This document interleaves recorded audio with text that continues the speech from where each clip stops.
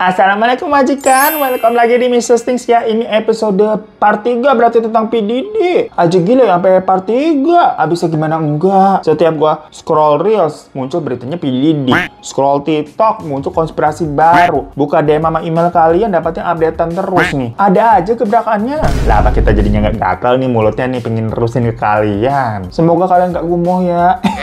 Tapi sebelumnya kita juga boleh lah sambil skincarean dulu kali ya. Pakai ini nih, Miral Triple Diamond Series. Biar kulit kita juga sejajar. Kan kita mau ngomongin artis Hollywood, biar jadi kayak artis Hollywood juga nih. Triple Diamond Series nih, perawatan kulit-kulit artis.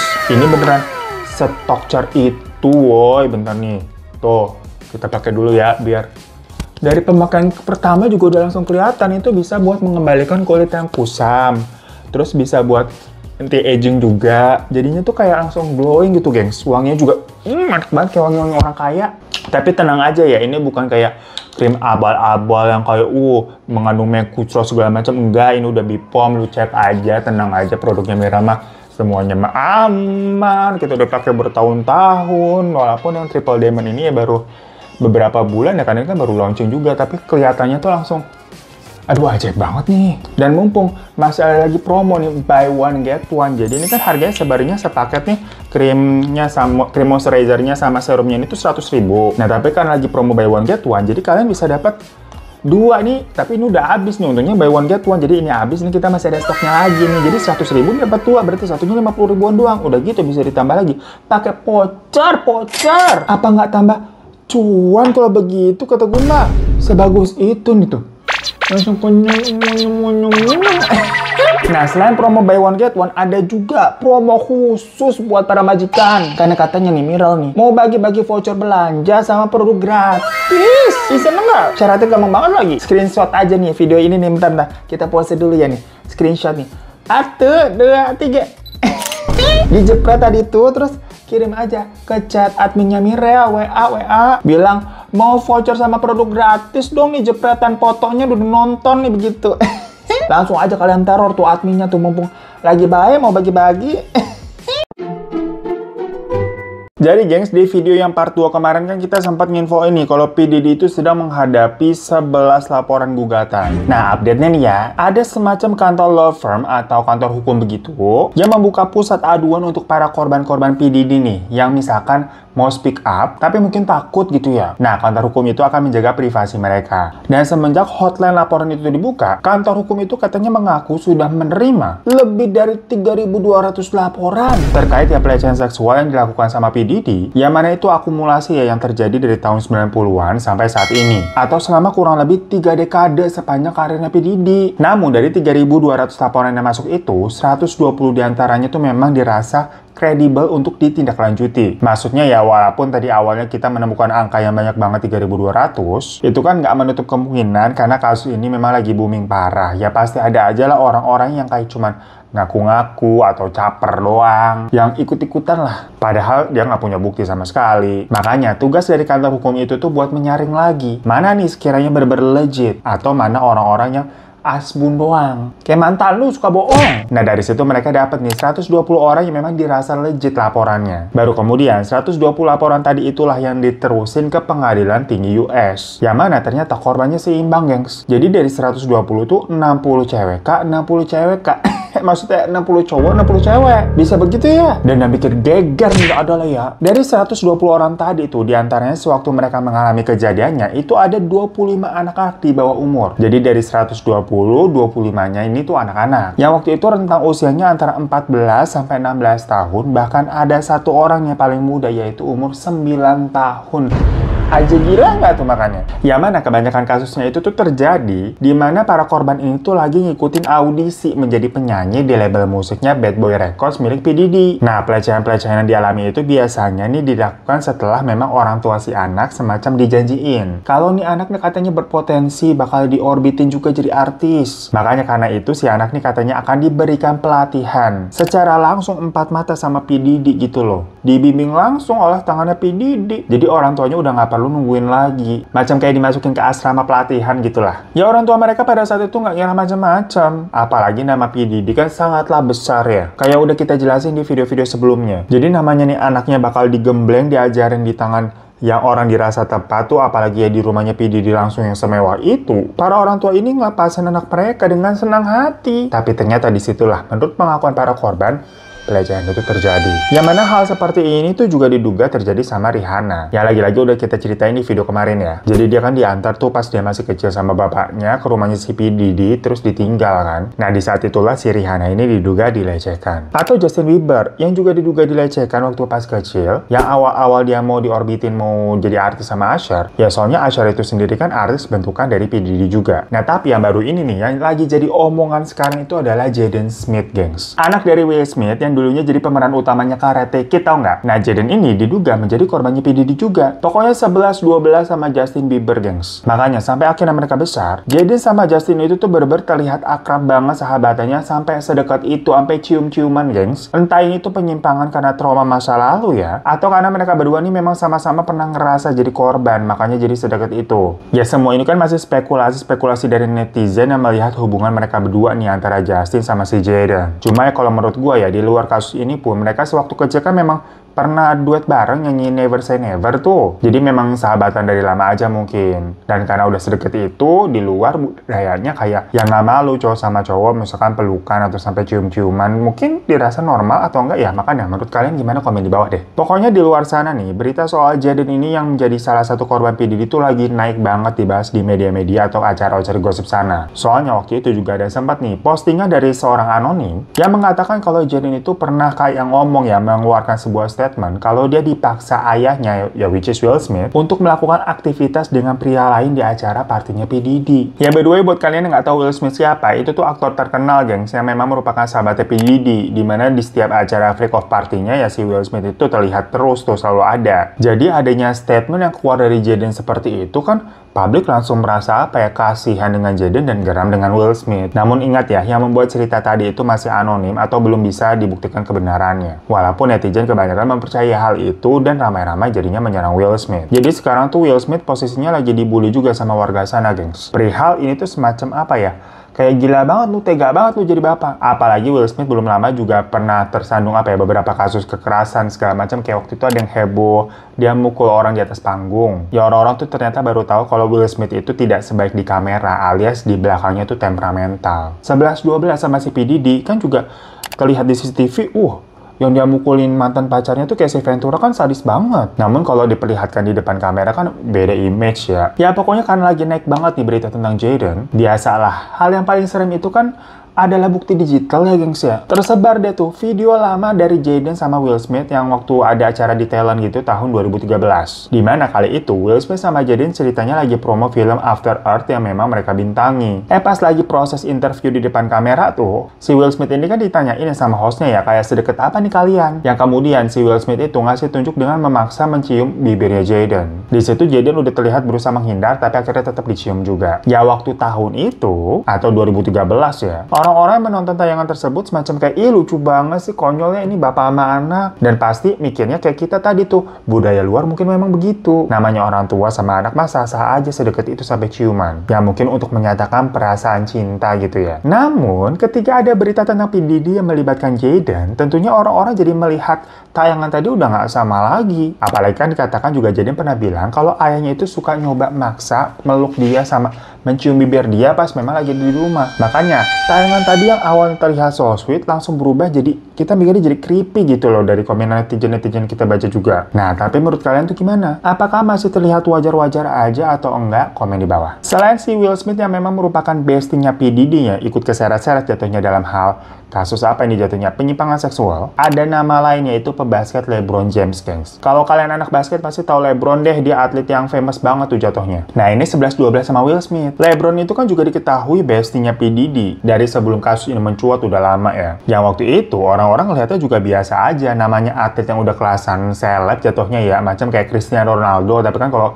Ronaldo itu bola, kalau si LeBron itu basket. Wajar aja kan kalau terlihat temanannya sama artis sekelas P. Diddy gitu, nggak ada yang salah. Namun setelah berita P. Diddy ini rame, tersebar tuh foto LeBron yang memakai pakaian housemate wanita macam kayak baju-baju kinky yang fantasinya nyeleneh gitu loh, gengs. Padahal image dia tuh beber atlet basket yang cowok banget gitu. Kenapa dia pakai baju begituan? Entah itu foto editan atau enggak, ini masih ditelusurin. Masalahnya dari pihak LeBronnya sendiri itu belum menyatakan klarifikasi apapun. Ya misalkan kalau itu editan kan harusnya langsung bilang, enggak itu bukan foto gue gitu kan. Ini enggak ada statement apa-apa. Makanya nih beritanya jadi semacam kayak bola panas kemana-mana liar gitu. Orang-orang berasumsi. Jadi jangan-jangan si LeBron ini juga ya sejenis sama P. Diddy ataupun sama Will Smith yang mempunyai penyimpangan keanehan aja gitu loh. Nah, kita balik ke P. Diddy-nya sendiri ya. Para korbannya itu kan dikatakan banyak tuh yang di bawah umur. Selain dilecehkan di rumah P. Diddy, ada juga sebagian yang cerita kalau mereka dikasih tiket pesawat gratis untuk terbang ke suatu tempat buat menghadiri tuh pesta artis papan atas ceritanya. Beneran ke pesta sih. Semacam mau dibawa ke circle artis sebelum dia debut gitu kan ceritanya. Lagi-lagi nih namanya orang kayak dibawa-bawa gitu punya mimpi besar pengen jadi artis, terus dikasih tiket gratis pula, dikasih akses ketemu artis-artis besar, siapa yang kagak mau. Tapi saat di pesta itu, mereka malah dicekokin minuman yang telah diberi obat dengan tujuan untuk ya dipakai atau dilecehkan. Jadi sebenarnya ternyata pelecehan yang terjadi itu nggak cuma saat white of party doang atau freak of party, tapi termasuk di pesta-pesta lainnya di banyak tempat. Di antaranya katanya ada di New York, Los Angeles, Miami, Manhattan, dan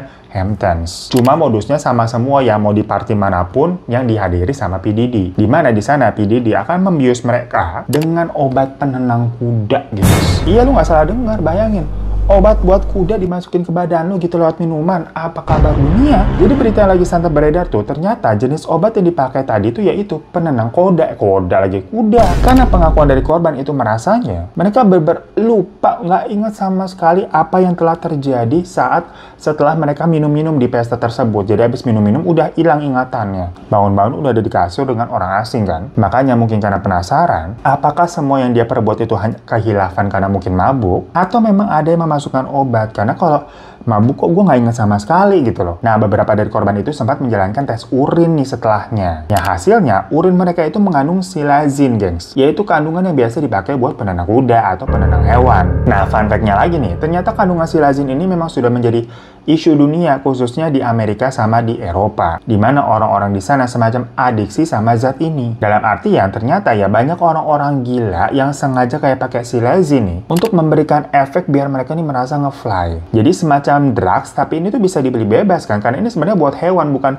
sejenis narkoba, enggak, obat buat hewan. Macam di sini mungkin kayak lem ibon gitu kan, lu bisa beli di mana aja. Kalian suka denger kan kalau misalkan anak jalanan tuh ngehirup apa sih lem ibon ya, katanya suka bisa buat nge-fly begitu, tapi kan bahaya. Sama nih kayak silazin yang banyak jadi meninggal, gengs. Ya tapi selain silazin sendiri, dikatakan kan di pesta tersebut juga ada obat-obat beneran ya, terutama kokain tuh. Karena P. Diddy sendiri didakwanya kan kasus jual beli narkoba juga dalam skala besar. Yang jelas di party tersebut nih orang-orangnya setelah misalkan capek begituan sambil pakai narkoba selama beberapa hari, karena kan terkadang pestanya berlangsung 2-3 hari. Nah, mereka ini juga disediakan stok infus geng biar kembali seger. Jadi memang si P. Diddy ini tuh udah menyuplai semuanya, memang sudah apa ya, menyusun kayak bukan rundown sih, tapi kayak hal-hal seperti itunya tuh udah diperhitungkan, bukan sesuatu yang spontan terjadi, enggak. Namun faktanya beberapa anak di bawah umur ini nih nggak semuanya merasa jadi korban ternyata loh, gengs. Karena nggak sedikit juga yang menikmati atau menganggap memang ya circle-nya P. Diddy ini memang keren gitu loh.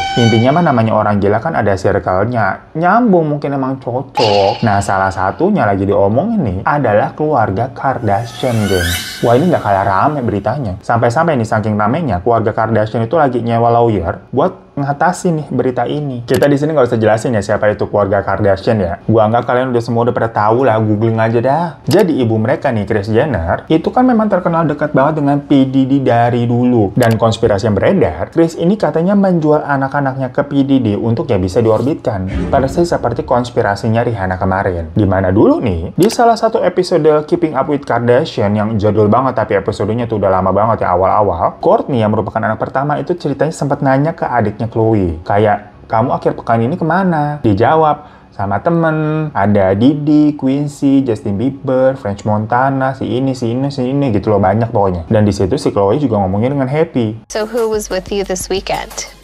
A bunch of my friends. Diddy, Quincy, Justin Bieber, so far French so good. Montana. Udah nih kan, terus besok-besokannya. At 5:30 a.m. Go to this party. I think half the people there were butt naked.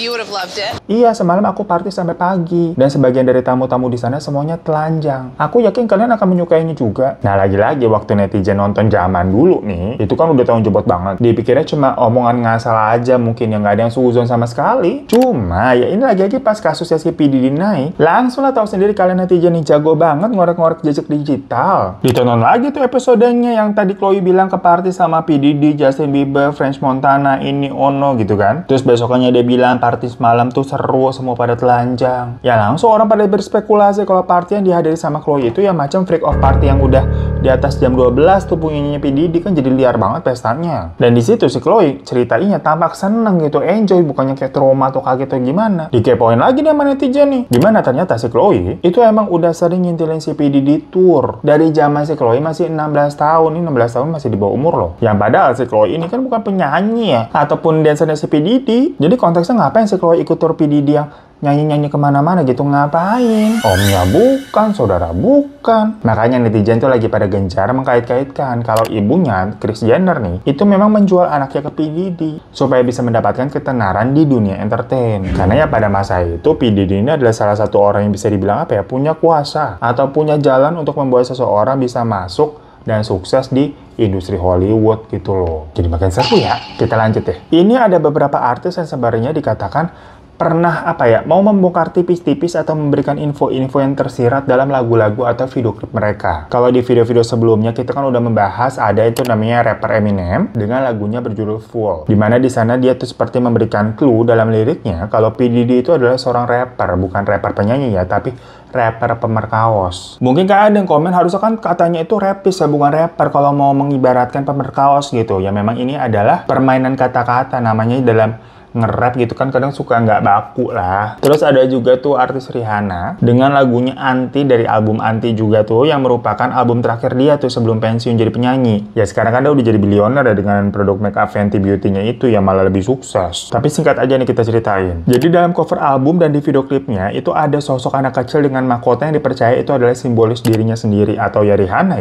ya masih berumur 5 tahun. Dimana di sana terlihat tuh dia dipaksa masuk ke sebuah dapur rekaman industri musik dengan orang-orang dewasa dengan ruangan yang gelap dan semacam dark room lah, dimana dia dilecehkan di sana. Simbolis warna merah yang menodai background warna putih itu juga melambangkan kesuciannya telah direnggut saat kecil. Ya pokoknya memang banyak simbol-simbol dan perumpamaan seperti Rihanna ini memang sengaja menghadirkan di dalam video klipnya itu untuk memberitahukan kepada dunia atau fans-fansnya mengenai siapa itu P. Diddy dan apa yang telah P. Diddy lakukan terhadapnya. Dan anehnya semenjak lagu dan video klipnya itu keluar, nama dari Rihanna ini kan sebenarnya udah besar banget ya. Siapa sih yang nggak tahu dia? Mendadak dia seperti udah hilang aja gitu, kayak diboikot atau dihalangi oleh seseorang dalam industri musik. Udah nggak ngeluarin lagu lagi kan sampai sekarang. Karena mungkin dia telah dianggap menjadi ancaman atau telah membelot gitu loh. Jadinya udah diputus. Akhirnya Rihanna sampai sekarang jadi pebisnis kosmetik, tapi ya itu malah tambah sukses. Ya kalau untuk bisnis kosmetik mungkin ranahnya beda ya sama hal yang dikuasai sama P. Diddy. Selanjutnya kita mau ngomongin Justin Bieber. Yang sebenarnya di video kemarin udah sempat kita bahas, tapi kita belum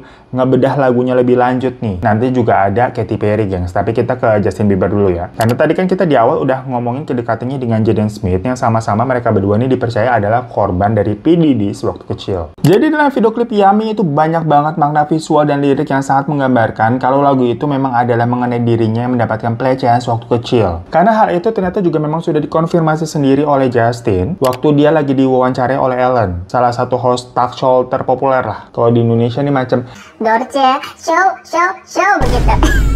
Jadi pas ditanya kayak lagu Yummy ini itu tentang apa sih? Apa tentang makanan? Dan Justin itu menjawabnya, itu tentang my sex life. Yummy. What does that mean exactly? My sex life. Namun jangan terkecoh dulu dengan menganggap kalau kehidupan seksnya itu maksudnya begitu yummy gitu. Enggak, majikan. Karena kata yummy itu sendiri adalah plesetan dari kiasan young me alias diriku yang muda, diriku ketika muda. Jadi kalau kalian dengar lagunya sebenarnya tuh semacam kayak you got the young me. Kayak kamu telah mendapatkan diriku yang masih muda, atau kasarnya ya lo udah perkawas gue waktu gue masih muda begitu.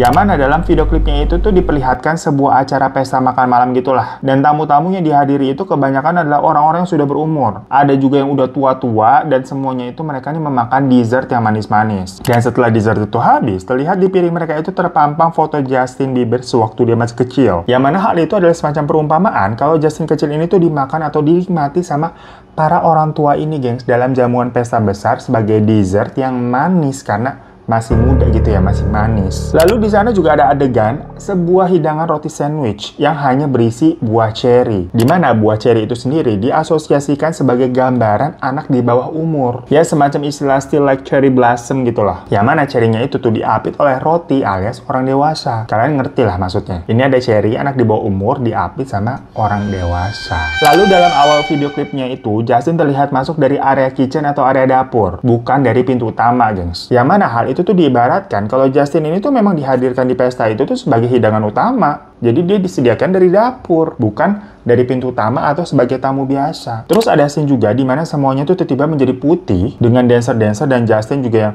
pakai baju putih semua menari-nari. Nah, hal itu diibaratkan sebagai partinya P. Diddy yang serba putih juga. Lalu di scene awal juga diperlihatkan ada pemain biola yang terlihat masih remaja atau yang masih di bawah umur dengan pakaian merah. Dan di akhir video terlihat pakaiannya sudah terlepas tergantung di atas kursi, gengs. Yang mana berarti si anak itu juga sudah dilucuti atau dilecehkan. Terus ada juga beberapa scene di mana orang-orang di sana tuh, termasuk Justin sendiri, terlihat menjadi aneh. Kayak tahu-tahu dagunya panjang, matanya jadi belok. Nah, hal itu tuh diibaratkan efek obat bius, gengs. Jadi kan macam kayak orang halu gitu pandangannya. Gila ya, dulu kita nontonnya tuh dikira lagu tentang makanan atau pesta yang happy-happy seru-seruan. Karena kan ritmenya juga ngebeat ya. Ternyata itu adalah luka masa kecilnya Justin yang telah dilecehkan di sebuah pesta orang-orang dewasa. Karena pada saat pembuatan video klip itu pun, Justin ini terlihat stres loh di belakang layar dan menangis beberapa kali. Ya mungkin itu karena ke-trigger kembali dia lah sama kejadian-kejadian waktu itu. Takut banget ya, jujur, kesian ya. Nah, selanjutnya kita ke Katy Perry. Dalam video klipnya berjudul Bon Appetit, di sana terlihat Katy Perry ini seperti menjadi santapan utama, gengs. Ya macam menjadi main course-nya gitu loh. Dia sampai diadon, ditepung kayak kue, dikasih sayur mayur, direbus tuh, sampai akhirnya disuguhkan ke para tamu. Terus ternyata liriknya juga lumayan liar banget. Karena akulah satu-satunya yang kamu inginkan, dan akulah yang bisa kamu miliki sepenuhnya. Aku ibarat makanan besar prasmanan yang bisa kamu nikmati. Jadi selamat menikmati, sayang. Yang bisa dibilang apa ya, kasarnya lagu ini itu tuh untuk menggambarkan seseorang yang rela menjual harga dirinya nih supaya bisa mendapatkan tujuan tertentu untuk sebuah kekayaan ataupun popularitas. Dan lagi-lagi setelah kasus P. Diddy ini rame nih, orang-orang mengkait-kaitkannya dengan foto freak of party yang telah tersebar. Dimana di pestanya itu kan terlihat banyak perempuan yang memang tidak berbusana tiduran di meja dengan makanan di atasnya tuh, gengs, macam ceweknya tuh jadi nampan. Nah, apakah Katy Perry ini tuh mirip seperti Eminem yang menyindir lewat lagu? Walaupun sih dalam sebuah wawancaranya dia bilang terinspirasi sama budaya Jepang kuno yang disebut Nyotai Mori. FYI aja, Nyotai Mori itu adalah memang sebuah tradisi kuno untuk menikmati makan sushi yang disajikan di atas tubuh wanita tanpa busana. Nah, hal itu dulu tuh dilakukan sebagai bentuk perayaan para samurai yang telah memenangkan pertempuran. Ya namun di Jepang sampai saat ini pun banyak wanita yang nggak setuju dengan kegiatan Nyoitomori itu ya. Karena terlihat memang sangat tidak menghormati wanita. Ya macam mengeksploitasi wanita lah, makan sushi di atas tubuh. Cuma gimana menurut kalian? Komen di bawah. Apakah Katy Perry ini sebenarnya memang menyindir P. Diddy atau dia kayak semacam main aman aja bilang enggak gitu loh. Oke, tapi kita lanjut aja ke konspirasi selanjutnya. Di 2 video sebelumnya itu gue sempat membahas soal kemungkinan keterkaitannya P. Diddy sama beberapa artis Hollywood yang meninggal dunia. California. Di antaranya ada Tupac Shakur, Aaliyah, Lisa Lopez, Michael Jackson, sama Kobe Bryant. Yang ternyata list dugaan kalau P. Diddy ini punya keterlibatan langsung sama kasus orang meninggal itu nambah lagi listnya, gengs. Yang pertama ada istrinya P. Diddy sendiri yang bernama Kim Porter. Dimana Kim ini tuh meninggal di tahun 2018 karena didiagnosa mengidap penyakit paru, gengs, atau pneumonia. Dan sekarang setelah kasusnya P. Diddy naik, netizen itu menjadi yakin kalau Kim itu bukan sakit, melainkan sebenarnya jangan-jangan dihabisi diam-diam sama P. Diddy.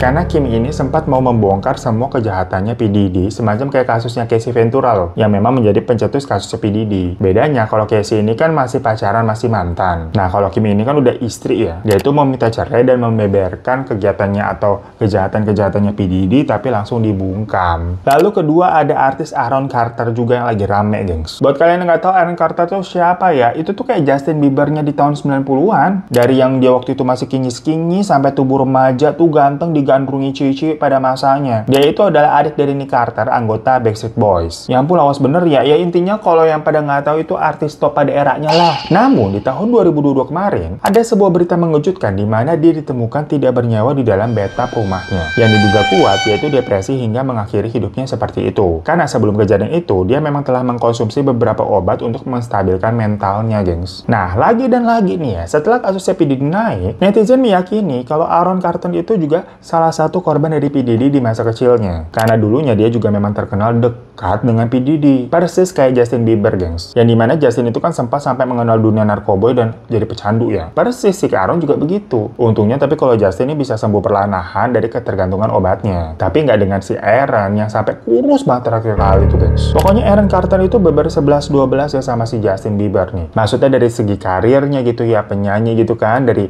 awal masih kecil, tumbuh remaja, beber idola cewek-cewek banget lah. Tapi di sini istilahnya setelah Aaron Carter itu udah habis masanya ya, dibuanglah dia sama P. Diddy. Dan P. Diddy itu nargetin Justin Bieber untuk menjadi korban selanjutnya. Ya namun naasnya kalau nasibnya Aaron itu berujung seperti itu ya, gengs ya. Ya mungkin karena depresinya udah gak ketolong. I didn't have a choice. It got bad when I was about 15 years old. Kalau Justin sendiri sih dikabarkan punya depresi akut juga. Cuma mungkin support sistemnya dia lebih baik. Next ini ada konspirasi terakhir yang cukup mind-blowing. Dimana banyak yang sedang mempertanyakan kalau orang yang ditangkap dan dipenjara pada saat ini apa ia benar P. Diddy. Karena foto-foto yang beredar itu memperlihatkan wajah P. Diddy yang seperti kayak kok beda ya. Selain di foto P. Diddy yang tertangkap itu mukanya kayak pelanga-pelongo ya, yang mungkin dibawa pengaruh obat. Dilihat dari segi kulitnya tuh kayak tampak mulus, gengs. Maksudnya nggak ada kerut-kerutan edge lines gitu loh. Ya Allah, bener-bener ya, netizen jeli banget. Habis ya di umurnya memang udah tua ya, udah kepala 5. Si P. Diddy nih sebelumnya misalkan kalau lagi tampil di TV udah kelihatan itu tuanya. Jadi ada kerutan di sana, di sini, macem gitu ya. Tapi waktu beredar foto penangkapannya kok jadi kayak lebih muda. Apa pakai filter atau jangan-jangan pakai Mirel Triple Diamond Serum? Asik ya. Ya tapi kan nggak mungkin ya, maksudnya orang baru ditangkap lagi buron gitu kan, direkam-rekam segala macam pakai filter, dibagus-bagusin mukanya lah. Nggak mungkin lah, kamera wartawan kan jahat. Makanya baik yang mempertanyakan kalau yang ditangkap itu P. Diddy atau bukan, P. Diddy asli atau bukan, jangan-jangan itu cloningan atau orang yang memang mirip P. Diddy untuk dijadikan kambing hitam aja, geng. Sementara P. Diddy yang asli itu masih kipas-kipas tuh menikmati harta kekayaannya dia. Nah, menurut kalian gimana? Coba komen di bawah. So itu guys, sedikit update tentang kasusnya P. Diddy dan konspirasi-konspirasi baru yang beredar di sosial media yang cukup seru-seru ya. Bener-bener definisi makin kesini makin kesana begitu beritanya. Ya, tapi kalau lagi bahas-bahas begini nih, kita selalu mengingatkan kalau semua ini masih konspirasi ya, belum ada putusan resmi dari pengadilan sendiri. Jadi sangat boleh nih kalian harus searching lagi mengenai beritanya. Jangan ditelan mentah-mentah semuanya begitu ya, karena namanya juga konspirasi. Dan kalian boleh banget memberikan komentar menurut kalian, misalkan ada part-part yang nggak bener ya udah komen aja di bawah. Atau ada tambahan-tambahan info mungkin ya monggo di komen juga. Terima kasih ya para majikan udah pada nonton. Sampai jumpa lagi di kasus-kasus mistis selanjutnya. Assalamualaikum warahmatullahi wabarakatuh.